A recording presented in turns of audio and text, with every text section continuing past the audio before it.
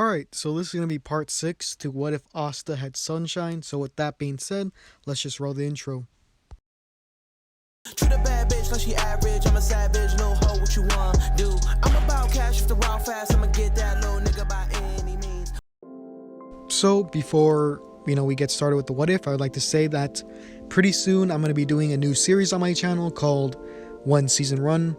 And basically I'm going to talk about animes that only have one season and talk about whether or not they are going to get a second season or if they should get a second season. So yeah, if you have any ideas of animes that only have one season that you would like me to talk about, then you can. It's going to be similar to my thoughts on review kind of videos, but I'm only going to go over the anime, unlike my thoughts on series where I go over the entire franchise as kind of a whole. So yeah, it's gonna be a little bit different.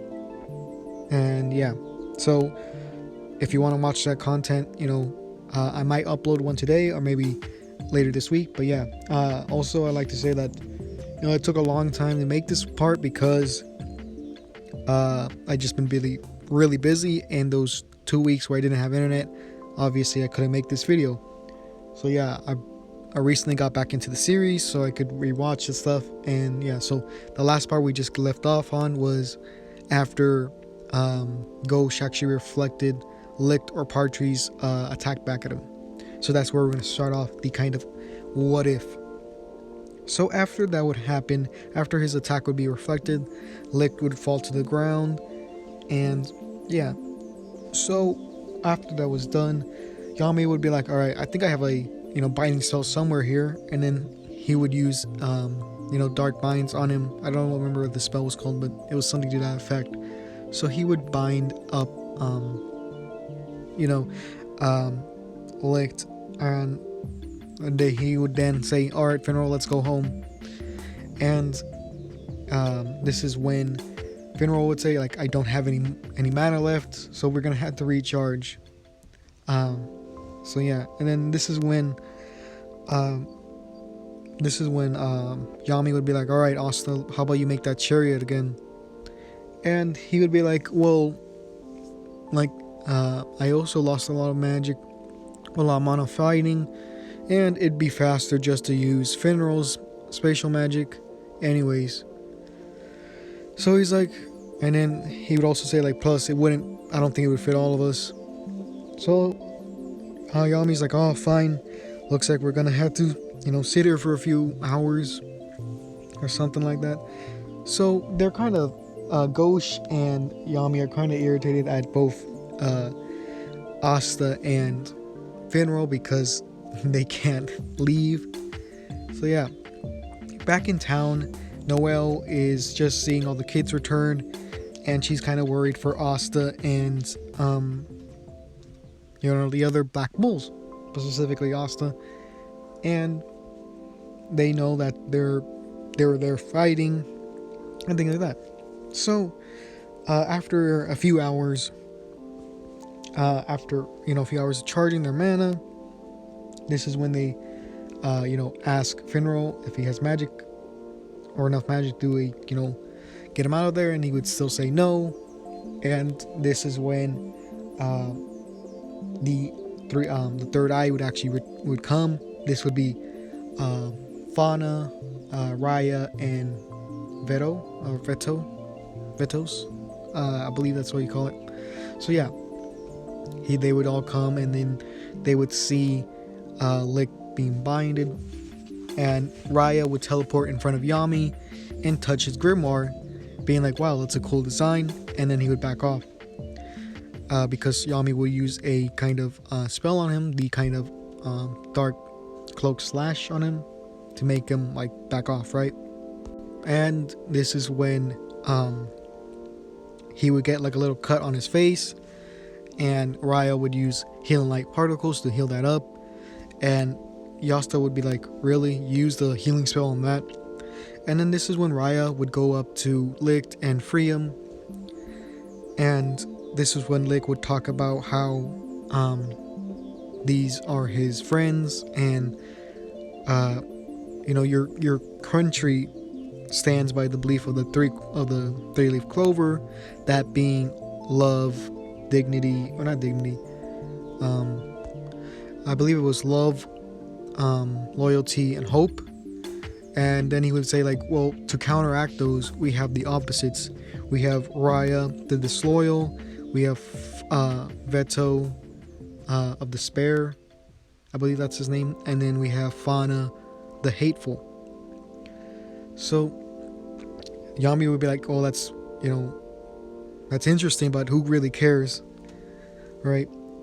And then this is when they would, be like, Fauna would be like, anyone who hurts Lick, I hate him and I'm going to kill him. And Raya would be like, or not Raya, what's his name? Veto would basically say that he's gonna love it when he sees their face in despair. So they would begin to fight. Yami would use his kind of dark cocoon to close off Asta and Finral and Ghosh from attacking, and they would be like, let us fight with you. And he would basically say, no, I got this, looks like we're gonna have to push our limits. And he would actually start fighting. This is when Raya would actually start using his copy magic, and he would take out a sword, and everyone would be shocked, like, whoa, that's Captain Yami's spell. And this is when he would start doing a bunch of slashes towards Yami, and Yami would counteract with his and be like, that's my spell, I'm gonna sue you for copyright infringement. And he would go and rush towards he would go and rush towards Raya. And as this is happening, this is when Fauna would actually shoot a large fireball from the salamander that's on her shoulder. Yami would notice this and be like, whoa, that's spirit magic. It might be underdeveloped, but that's no doubt that's spirit magic, and it's very powerful. So after that was done, this is when Veto would actually run towards Yami using his bear claws to kind of attack him. So as this is happening, Yami would have to keep on reflecting different attacks, and eventually Veto would actually break his sword, and Yami would be very angry at this, being like, I spent so long paying for that, I'm still on debt because of it. Man, you guys owe me a new sword. So after that was done, Yami's getting kind of pushed back, and this is when the reinforcements actually come, that being the captains of the Silver Eagles, Blue Rose, and the Green Praying Mantises. And that's Jack the Ripper, Charlotte, and Nozel. So they would all come through, and they'd be like, Yami, or they would be like, it's a disgrace for a captain to be pushed back by such weaklings. And this is when Jack the Ripper would also chime in. He would basically say like, Yami, like how can someone that's near my level be pushed back by such trash? And then this was when Yami would be like, well, they're a little bit stronger than your normal trash. And this is when Asta would be like, alright, I think it's time for me to join this fight. And the Silver Eagles captain Nozel would basically say like, no, you stand back, a Commodore like you would not be able to fight against someone near our level, so just sit back and watch captains do their work. And this is when Yami would be like, oh, I don't think you should have said that. And this is when Asta would actually release his magic pressure, and everyone in the room would feel it, even the third eye and Lick, while Lick is actually getting healed in the background. So everyone just feels this immense power, and Nozel would look back like, what, like he'd be out of words. Like he's like, how does this Commodore have so much magic, in him? How does he have so much mana? It doesn't make sense. And then after a few seconds, everyone would be kind of trembling, and then he would turn it off, and he'd be like, okay, I'll see what you can do, but if you don't impress me, I'm gonna join in the fight, so don't get in my way. Basically saying that to the captains. And after that was done, they would start fighting. Fauna would go against Nozel, and I think Raya would go after. He would go against Charlotte, and Vettel would go against Jack the Ripper. So they'd be fighting for a bit, and this would kind of there'd be so much chaos, right? So after a couple minutes of fighting, this is actually when Yami and what's his name? Yami and Asta actually have an idea of attacking Lick before they actually have a chance to defend. So he asks Funeral for how much magic he has left, and he says he has enough for one spell. And he's like, oh, so we're getting out of here? And Yami's like, no, we're not getting out of here. Teleport me behind that guy in the sky, and we're gonna see what we could do. So he would teleport above Licht and going down for a downward strike. And as this is happening, Licht sees it and reacts to it in time. And it looks like he's about to shoot him. And then Licht senses a very high magic presence. And this is actually Asta. But Asta is going so fast that he can't react to it. So he is stuck between Yami and Asta and gets hit by both sides. Doing a lot of damage, but getting healed a little bit from healing like particles, but the spell would eventually fade away. So after this happens, Licht would see the grimoire that Asta has and be really confused, like, why does he have that grimoire? Like, why does he have that? He's questioning this because he's seen that grimoire before, but he doesn't know where, and he starts to think like, of course, it kind of makes sense. He's blessed by the mana. Of course, he would have such a powerful grimoire, but he's not a. Have I seen this man before? I don't remember. And that's what we're gonna keep that as a secret for now, and I'll reveal it later. So I don't know. You guys can theorize about that in the comments, but I'm not gonna confirm anything. So this gets Licht really angry, right? And he actually releases the seals off of him, so he's just swarming with basic magic. And this is when Jack the Ripper actually tries to slice the kind of dome that he's in, and his magic actually gets absorbed. So Funeral starts freaking out, basically saying like, this guy was holding back on us. He could have killed us whenever he wanted to. We're basically dead. And then this is when the third eye actually stop fighting and go towards Licht, and they do their really advanced sealing magic to seal him away. And after that was done, Licht would basically be like, thank you, my friends, and things like that. And after that kind of ordeal went over, they would be like, it was fun, but we gotta leave. So Raya would teleport, get Valtos, and since Valtos is like knocked out, and they would just teleport away using the spatial magic. So yeah. So after this was done, they would go back in town, and everyone would see that they came out of harm. They weren't harmed in the process, really too much. So yeah. So after this would happen, Asta would still be in that kind of. He would sleep for a day, to kind of recover himself, because he was a little bit injured, but not too much. Not as much as he was in canon. And yeah, so after that was done, he would wake up to see Mimosa, Yuno, and Klaus. And they would basically say that he was asleep for a day, and that Klaus was actually there taking care of him. And Mimosa would be happy to see that Asta's up again, and things like that. So, Yuno would kind of joke towards Asta, like, if you keep getting knocked out like this, I don't think, I'm going to be the Wizard King pretty soon if you, keep losing these kind of fights. And then this is when Asta would be like, no, I didn't lose the fight. I stood out of it. And if I were to join, I would have, ended it, which I did basically at the end, since, they were taking too long. And, Yuno would kind of laugh at this and be like, yeah, okay. I totally believe you. And then, later on, Yami would tell Asta that he's actually wanted in the capital because the Wizard King wants to talk to him.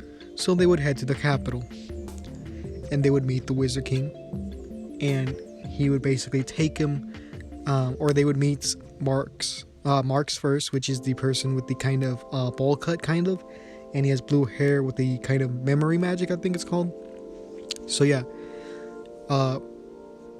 he would introduce Yami would introduce Marks to Asta by basically calling him a mushroom head, since he doesn't really care about his real name. And Marks would get kind of annoyed. He's like, no, my name's not that, it's actually Marks. And Asta would be like, I guess I should remember it, since I'm gonna be your superior one day. And this is when Marks would be like, you have the nerve to say that when we still have a Wizard King? And this is when Yami would be like, hey, mushroom head, don't take it personally. He always acts like this. And he's like, my name's not Mushroom Head, but let's just go. And this is when they actually go head down, or Asta would head down, and he would basically show that there's these two kind of mages that were captured from the Midnight Sun, and they had some sort of protection seals on their kind of head, or they're not their head, their memories, so it's gonna be hard to actually get out of this. So in this one, Asta does not have anti-magic, so it's not going to be as easy as before. So what the Wizard King actually plans on doing is basically having Asta transfer his mana to Marks to give him enough power to go through the kind of seal. So this is what he does. He tells Marks, like, you should be grateful for this. I'm going to give you as much as I can. So try not to die. And this is when Marks would be kind of freaked out. He's like, sir, he would talk to the Wizard King, like, sir, is that actually possible? And then this is when the kind of Wizard King would be like, no, not for someone like you. You have enough, magic control to actually control that amount of magic. But if you were someone else, maybe. And this is where Marks would be kind of freaked out, but he would still take the mana. And this is when Asta would give him a lot of mana, and they would be glowing basically, and Asta would start to kind of shrink down a little bit. And then after that was done, he would start to regrow. He didn't really give him his reserves amount of mana where he could become the one, but yeah. So Marks would have a ton of magic at this point, that his eyes are like white, and he would go up to both of the mages, and this would give him enough power to go through both of the seals, and they would find out that there's a traitor. And then we would cut back to the kind of conference room, and this would be where all the captains are, minus Fogolion. And yeah, they would talk about how, if Fogolion was here, he'd be able to make he'd be able to get everyone's attention and lead everyone. So eventually they would be taken down with the Wizard King, where the Wizard King's at with the two prisoners, and they would explain that there is two kind of there are two, or he would explain that there's two prisoners, and they found out that there's a traitor among us, and let's just scan their brains to see which one it is, or to make sure that it's none of you guys.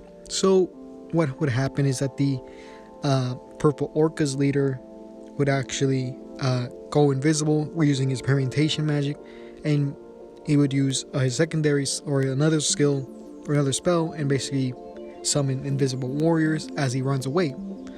So the normal captains would be kind of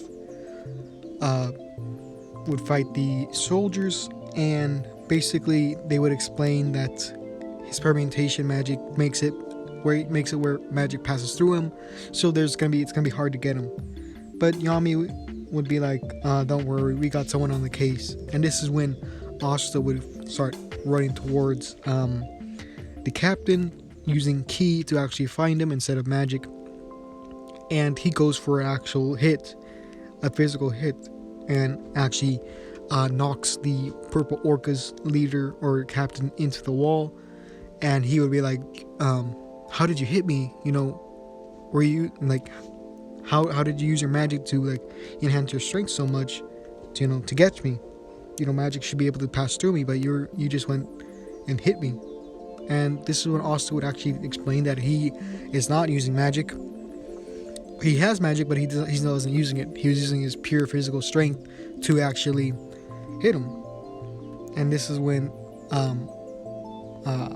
the purple orc's leader's like, that doesn't explain how you found me. And he would say like, oh, that's just key. I picked it up pretty recently, so it was pretty easy to find you. And yeah, you better turn off that spell or else things are gonna become even worse for you.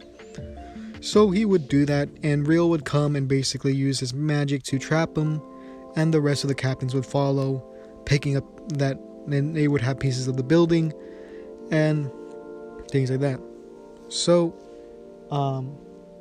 after that was done, they would know that he was the traitor, since they would read his mind and see all the kind of illegal things he'd done, and they would know that he's actually a traitor that worked for the Eye of the Midnight Suns. So after this was done, Asta would be kind of praised for this, and then later on Julius would tell Yami and Asta that they're actually going to be recruited for a special mission, and where they go to the kind of water temple to find a magic stone. And they would ask, what's that? And the Wizard King would basically say like, remember Asta when you were trapped or got kidnapped by the Eye of the Midnight Sun and went to their base, and that was their kind of stone, kind of not pillar, but board, I guess.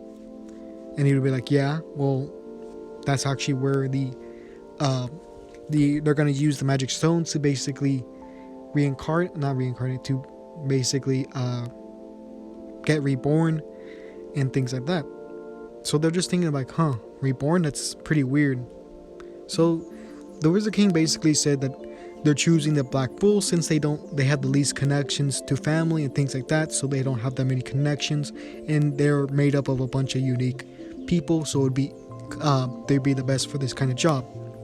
So yeah, Yami and Asta would accept this, and they'd be on their way towards that kind of beach area. So in this one, or I'm gonna say that this is gonna be the end for this part, and then in the next part we're gonna go over the kind of water temple and things like that. So if you like the series, remember to give it a like, because it really helps out these kind of videos. And yeah, so with that being said, this is gonna be the end of the video. So yeah.